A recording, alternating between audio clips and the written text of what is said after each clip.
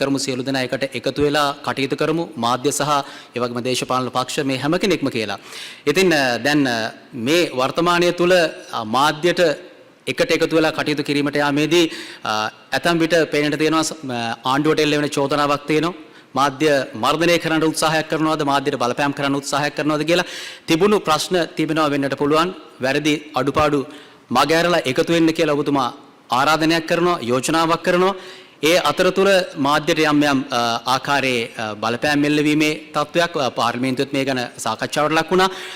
බන්දුල ගුණවර්ධන අමාත්‍යතුමා ජනමාධ්‍ය අමාත්‍යතුමා විදිහට කටයුතු කරන මේ ස්ථානයේ ඉන්න නිසා දැන් යම් කිසි විදිහට මාධ්‍ය තුල වැරදක් හෝ යම් කිසි අඩුපාඩුවක් සිද්ධ වෙලා තියෙනවා නම් මූලික වශයෙන් පියවරෙන් පියවර ඒ පිළිබඳව කතා බහ කරන්න මාධ්‍ය ආරාධනා කරලා මෙතන වැරද්දක් වෙලා තියෙනවා නම් ඒ වැරද්ද කුමක්ද කියලා පහදලා දීලා මේ විදිහේ ඉදිරියට යාමක් සිද්ධ වුණොත් හොඳයි නේද කියලා මගේ යෝජනාව. මොකද එහෙම වුණොත් ආණ්ඩුවට උදව් කරගෙන මේ හැම කටයුත්තක්ම සියලු මාධ්‍යයට ඉදිරියට කරගෙන යන්න පුළුවන් වෙයි. සමහරවිට මාධ්‍ය අතින් වෙන්නත් පුළුවන් අඩුපාඩු. ඒ අඩුපාඩු පෙන්වා දීම අමාත්‍යාංශයක් විදිහටත් ඒ වගේම ලේකම්වරයා විදිහටත් ඒ අයගේ කටයුත්තක් වෙනවා. ඒ සඳහා ඇහුම්කන් දෙන්න මාධ්‍ය විදිහටත් අපි කටයුතු කරනවා.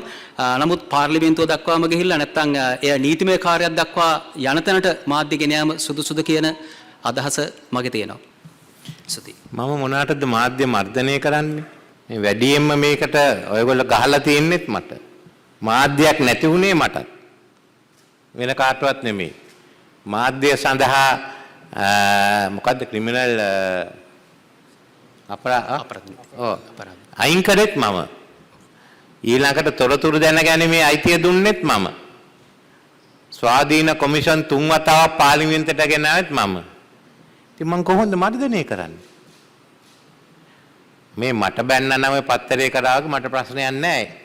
ඒත් මම කියන්නේ ඒක මුවාවෙන් අපිට කියන්න බෑනේ ජාතිවාදයේ රටේ යදින්න කියලා. ඒත් මම එකක් අහන්නම්. තමන් කරේ ජාතිවාදී ওই ද්‍රෝහී වැඩ කටයුත්ත වැරද්දක් කියලා පිළිගන්නවද? ඒක පිළිගන්නේ නැතුව මට කියනවා මේක හදන්න කියලා. අපේ වැරදි අපි පිළිගන්නවා නම් ඔබතුමාගේ වැරදිත් පිළිගන්නවා. ඉතින් මොනවාට දවස් එක දවසක් නෙමෙයිනේ. දවස් 3-4 ටෙලිවැකියෙන් ගියානේ. ඉතින් මේක කියවල සමහර මිනිස්සු මේ දෙමළ මිනිහෙක්ට ගැහුවන. මම කතාවෙන් කාටවත් ගහන්නේ නැති වෙන්නේ නැහැ.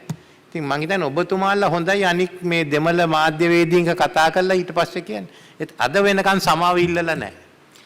ගරු ජනාධිපතිතුමනි ඒ වෙනුවට ගිහින් මන්ත්‍රීවරුන්ට කිව්වා මේකට විරුද්ධව ඡන්දෙ දෙන්න කියලා.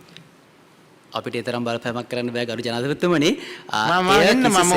මම ඕන්න මේක අද දැන් ගෙනත් දෙන්නකො මට ක්ලිප් එක දාන්න. ඒ කිසිසේත්ම ජාතිවාදය හෝ වෙන යම් ආකාරයක ගැටලුවක් රට තුළ නිර්මාණය කරන්නට සිදු කළ ක්‍රියාවක් නෙවෙයි ප්‍රවෘත්ති අංගයක් විදිහට පමණයි ඉදිරිපත් කරලා තියෙන්නේ. ඒ තුළ කිසිසේත්ම මොකද ත්‍රස්තවාදයට හෝ අන්තවාදයට කිසිසේත් අපි සූදානම් ආයතනයක් නෙවෙයි. මම මේක දිගට ගෙනියන්න ඕනේ නැහැ. මට ඕනනම් වචන ටික කිව්වොත් 3-4 වතාවක් කිව්වා. මමයි සුමන්දිරයන් අල්ලගෙන දෙමළ මිනිස්සු අල්ලගෙන මේ රටේ ජනතාවට බරපතවන එක නවත්තන්න දැන් මේක ඇදලා ගත්තා කියලා. එතකොට 3 වතාවක් කියන එක මොකද්ද? දැන් වෙනකන්වත් සමාව ඉල්ලන්නේ නැහැ. නැකිලා තිබුණා අපි වැරදි කරා අපි සමාව ගන්නවා කියලා. ජනාධිපතිතුමනි අපිට අවස්ථාවක් ලැබෙලා තිබුණේ නැහැ. මේ මෙතන රටට කියන්න මට නෙමෙයිනේ.